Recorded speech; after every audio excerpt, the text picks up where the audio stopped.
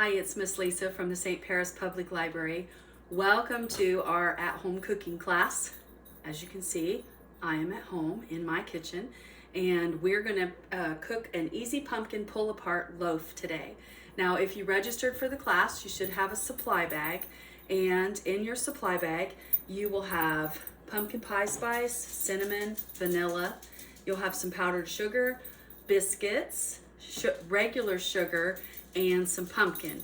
Now, your pumpkin is going to be canned pumpkin, but I wanted to show you how to cook a pumpkin if you're interested in doing that. So my recipe is actually going to be fresh pumpkin, and then your recipe will be canned pumpkin. But we're going to start today with, I'm going to show you how I cook my pumpkin. Now, you have your choice. You can roast it in the oven. I'm gonna pop that stem off. You can roast it in the oven, or you can cook it in the microwave.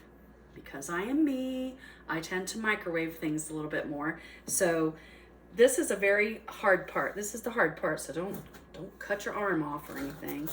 I always cut down one side, then pull my knife out, put it back into the center, pull it down the other side until you have it cut both ways. See that? And then you can just pull it apart like that. Then we're going to use a spoon. Get a spoon out. And I'm going to use this bowl because it's dirty. And put these pumpkin seeds in. Now, if you want to, you can roast your pumpkin seeds and eat them. But I'm not going to lie. I don't really like them. So I'm not going to do that. Oh, scrape out your pumpkin and get all that gunky stuff out. This is going to take me a few minutes, so bear with me.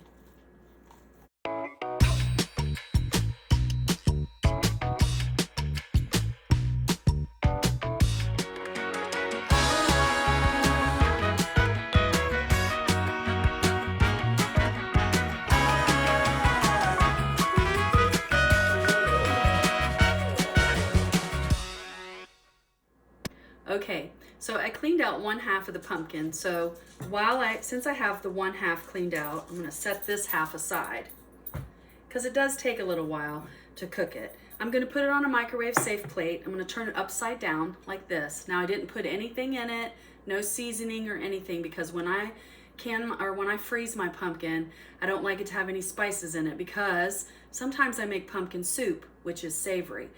Sometimes I make pumpkin pie or some other sweet pumpkin recipes, so I want to add sugars and cinnamons and cloves and things like that. So I just don't spice my pumpkin when I cook it.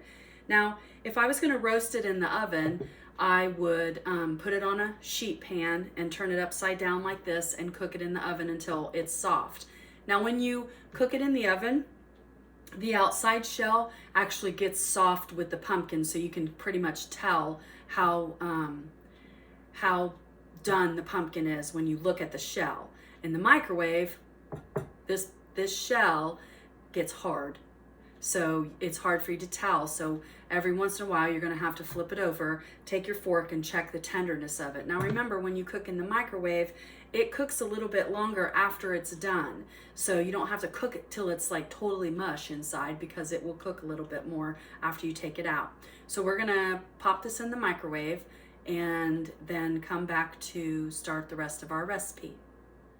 Okay, our pumpkin is cooked in the microwave. I had it in for 5 minutes on high, and then I took it out, flipped it over, poked it a little bit with a fork to see if it was done, and it wasn't quite done in the center part. So I put it back in for another 3 minutes. So it took about 7 minutes. Very, very hot, so make sure you use a pot holder. And then be really careful when you're flipping it over. Woo, full of steam. We're gonna flip it over, and I'm just gonna leave it sit for just a little bit while I work on the rest of the recipe to get started, so that it'll have a chance to cool off, so it won't burn my fingers off when I start taking it out. I do want to say that these smaller pumpkins are called pie pumpkins for a reason. They're called pie pumpkins because they're sweeter than your big jack-o'-lantern pumpkins. I don't normally eat the big jack-o'-lantern pumpkins, but I'm sure there are people out there that do. I just feel like they don't have very much pumpkin flavor. but these smaller ones, they have a lot more pumpkin flavor. So I usually, when they come into season, I will go to the farmer's market or that little stand outside of St. Paris where they put the stuff out for sale.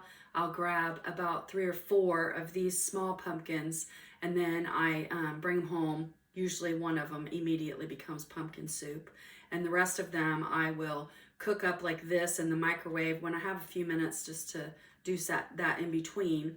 And then I'll scrape it out and put it in freezer bags and freeze it so I can use it to cook with during the rest of the year when pumpkins are out of season.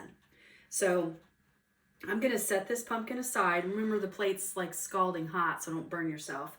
I'm just going to set mine over here on the counter, and I'm going to let it cool off a little bit before I start working with the pumpkin. Okay, so the rest of the recipe is very easy, all right? It called for an 8-pack of big biscuits. The recipe was very specific. It said don't get the flaky kind. You can get, hold on because I have to look at the recipe. Okay, the recipe said a 1 can 8-count Pillsbury Grand biscuits. I'm sure that you could use the generic ones, but since we were trying the recipe for the first time, I tried to follow the recipe as closely as possible because I am not a very good baker. So I have to follow the recipe, otherwise it turns out wonky. So I bought the Grands biscuits, and it says home style or buttermilk, not flaky. Now I didn't understand why I didn't want flaky, because you're going to cut these biscuits in half. And I thought, well, if it was flaky, I could pull them apart. But then after I cooked it, my trial one that my husband ate all of, it was obvious that you didn't want to use the flaky ones, because I think it would be dry. I think that your biscuits would come apart because of the way that you bake it in the oven. I think that they would like come apart and then they would get dry inside. So you're going to want to open your biscuits. Funnest part is opening the biscuits. Take your biscuits out. I'm surprised my dog didn't run in here. Okay, so what it says is to cut your biscuits in half. Now I was like, oh, okay, no big deal. Cut them in half. No, you have to stand them up like this, like a biscuit, and you have to cut the biscuit in half. Right. So I'm going to use this big knife since I already got it dirty with the pumpkin. So very carefully, listen, they will smush down, so don't freak out. Just cut your biscuit in half like that. Then take your biscuit and just pull it back out, all right? And just reshape it, because you do want it to be in a round shape like that. And you have to do that with every biscuit. Now, it's better if you leave your biscuits in the refrigerator until you're ready to cut them. That way they'll be really cold. I've had mine sitting out for a little while I was waiting for my husband to go grocery shopping so I could record this. So my biscuits are a little bit warmer, so they look like they're mashing down a little bit more. So then this is what you do to every biscuit. So get busy, get your biscuits cut in half, because you have to do it to all of them.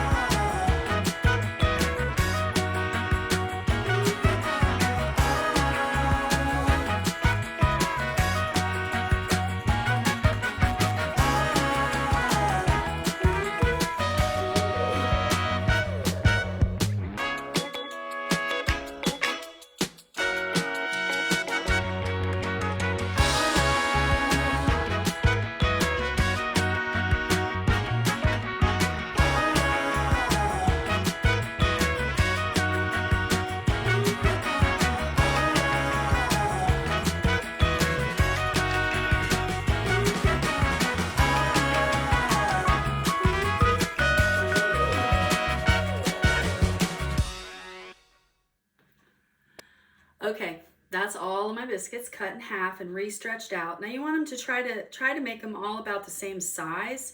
If you have little hands helping you, try to encourage them not to pat them flat, just to stretch them out so that they go back into the biscuit shape. Okay, so you're going to take some cooking spray, and I have a loaf pan, a bread loaf pan, and I'm going to spray my pan with cooking spray. Now it said that to use the baker's cooking spray that has the flour in it, but I don't have any of that, so I'm just going to use cooking spray. And I know somebody out there is saying, well, why don't you put oil and flour in it? Well, because I'm too lazy to do that. So I'm just going to spray my cooking pan so that it's easier to clean. I'm assuming that's why. And do it that way. Okay, so now I'm going to set my biscuits aside and let them rest a little bit, because they actually will raise a little bit after they sit there for a little bit and get warm, and they'll be a little bit puffier when I get ready to put them in my thing. So I'm going to move these aside like that. And I'm going to bring my pumpkin back over here. It's pretty cooled off now. The plate's pretty cooled off. So I'm just going to squish up my pumpkin, find my spoon I used earlier, and I'm just going to pull my pumpkin right out. Now, it calls for pureed pumpkin, so I could put it in my food processor and puree it and be good and follow the directions, but I'm not going to do that. I'm just going to put it in here, and then I'm going to mash it with my spoon, and when I get ready to mix in my other stuff, it'll be pretty much mushy. So I'll just mash it up with my spoon.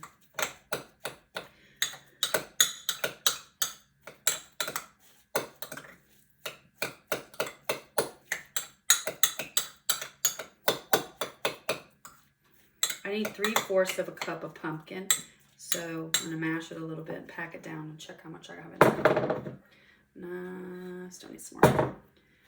We'll get some from this side.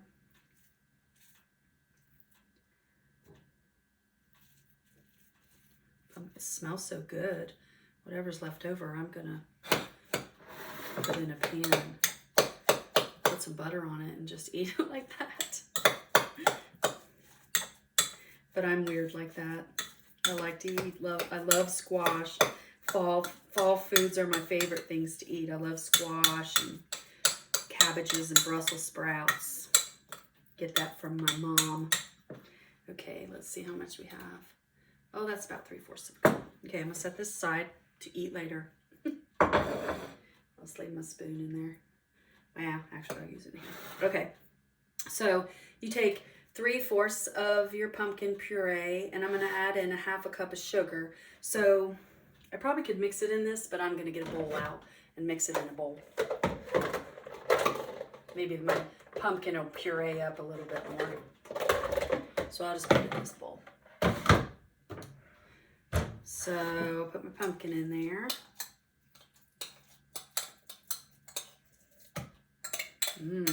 Plop. All right. Here's my pumpkin in the bowl, and it's pretty well pureed up. It's still, there's a couple little stringy parts still, but if I just mash it really good, it'll be good. My husband's used to eating stuff that doesn't look like the recipe says it's supposed to. Okay, so here's my pumpkin in the bowl. 3/4 of a cup of pumpkin, which I gave you. 1 egg. So I'm gonna put my egg in here. Now, if I'm making this for my house, I use 2 egg whites and no yolks. I save the yolks for the wood cat, and we feed him the yolks. We don't eat yolks at my house. Well, at least my husband doesn't, and he's the one that eats all this sweet stuff, so we usually just let him do that. I'm gonna take my fork that I used to poke my pumpkin. I'm just gonna beat up my egg a little bit so that it mixes the yolk with the white part. That way, when you're mixing it together with the pumpkin, it'll mix in better because it's not separated yolk and white, okay? And we need 1/2 cup of granulated sugar. So let's follow the order of the directions so that we don't mess it up. 1/2 cup of sugar. That's not that. So hold on a minute. Let me get a measuring thing. 1/2 cup. Okay, 1/2 cup sugar. And it's white granulated sugar. So we're just going to pour that in.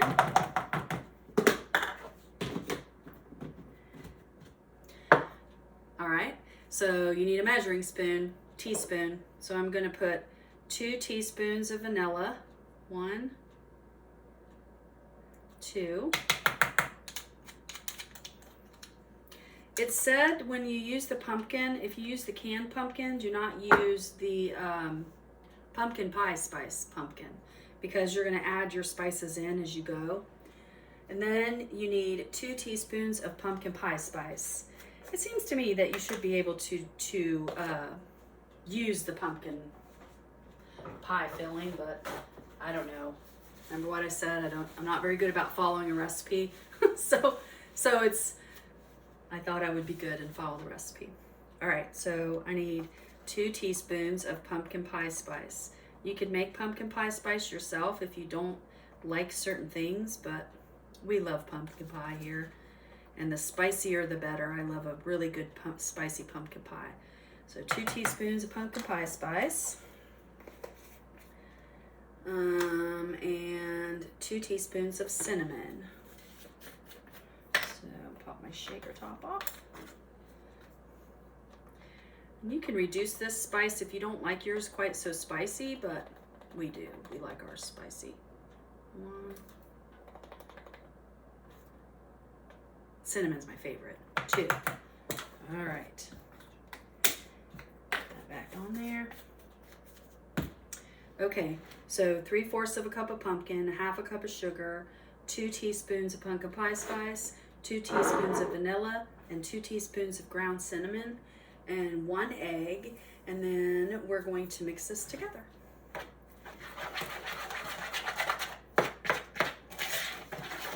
Yours is going to look a little bit darker than mine because your pumpkin came out of the can. At least more orange. Oh, it smells good.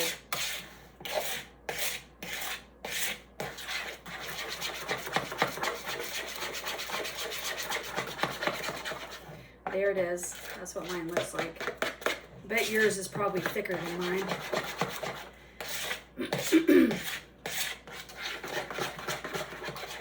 So once you get it all mixed up, mine looks a little bit thinner than what it did when I used the canned pumpkin, probably because my fresh pumpkin was had a little bit more moisture in it, but it's fine. I'm not worried about it. I'm just going to use it. Okay, so all right, so we have our filling and we have our biscuits cut. So now we're going to put them in the pan and start to layer them in the pan. So the easiest way to do this is to put your pan like this when you're filling it. All right, so you're going to take 1 biscuit and you're going to lay it in your pan like that on its side. So you're going to lay it flat in the pan. And then you're going to take some of your filling and you're going to just pour it right on top of there. And you're going to hold your pan this way so that your filling stays on top of your biscuit like that. Then you're going to take another biscuit. This is why it's called layered. Make sure they're round and lay it right on top of that one. And I'm not pushing it down, I'm just setting it on top. And scoop up your stuff, put some more filling on there. Be generous, you have plenty of filling. You might even have some left, so don't worry about using too much, okay? I'm already dripping and making a mess. Take your other biscuit, lay it on top there, and this is what you do for the whole process of putting it together. A biscuit and filling, a biscuit and filling. And then you do it all the way until till you've used up all your biscuits.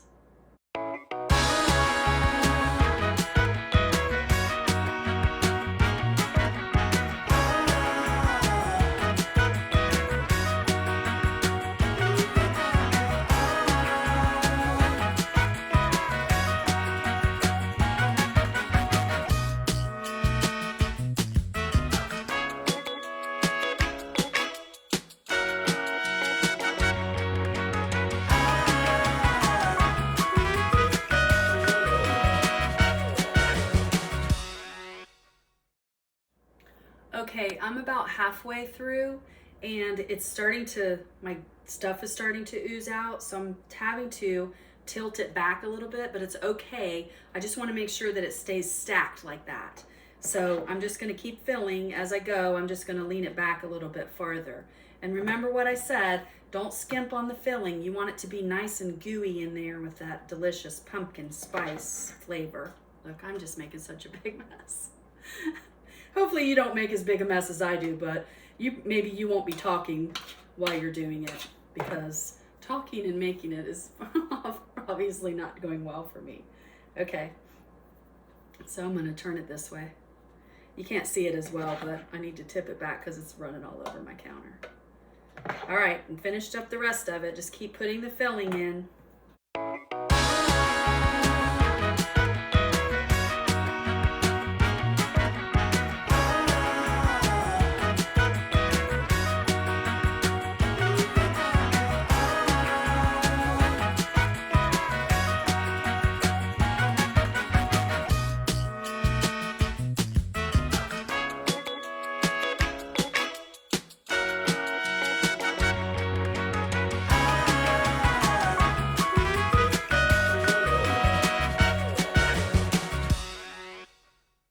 Okay, so I have all my biscuits in there, and if you can see it, I don't want to tilt it too much because I don't want it to come apart.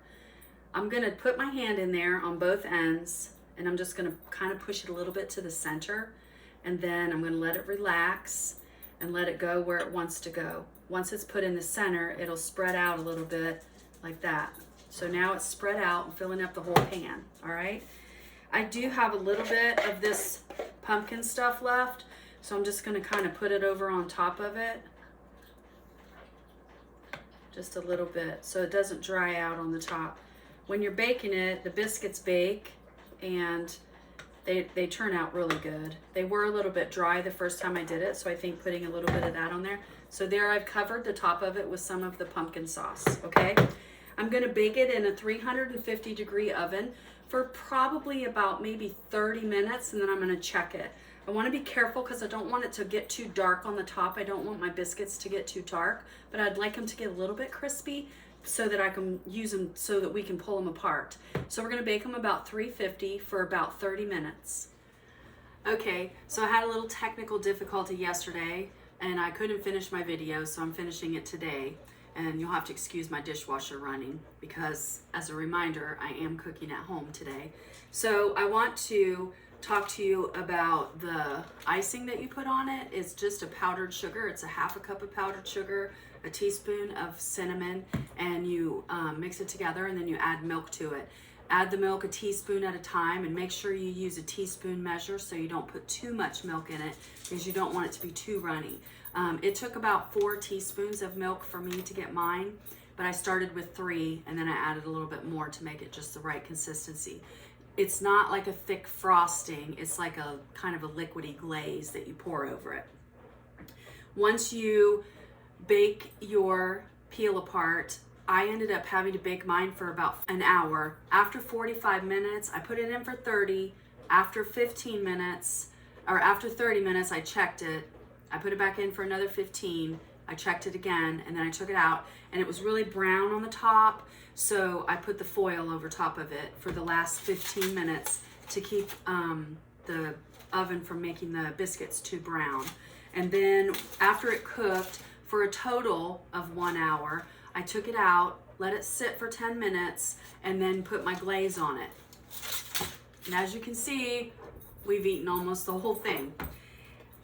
When you look at it, when you get it warm out of the oven, you can actually take your fork and just put it in between the layers and pull the layers apart. That's why it's called a pull apart. Once it got a little bit colder, which is like mine, it's more like a bread, more like a cinnamon pumpkin bread. So I'm sorry I couldn't finish the video with you seeing how I finished the process, but if you have any questions, you can just ask it on the Facebook page or the YouTube channel, whichever you're watching it on, and I'll be glad to answer any of your questions. So hope you enjoy this, and happy Thanksgiving.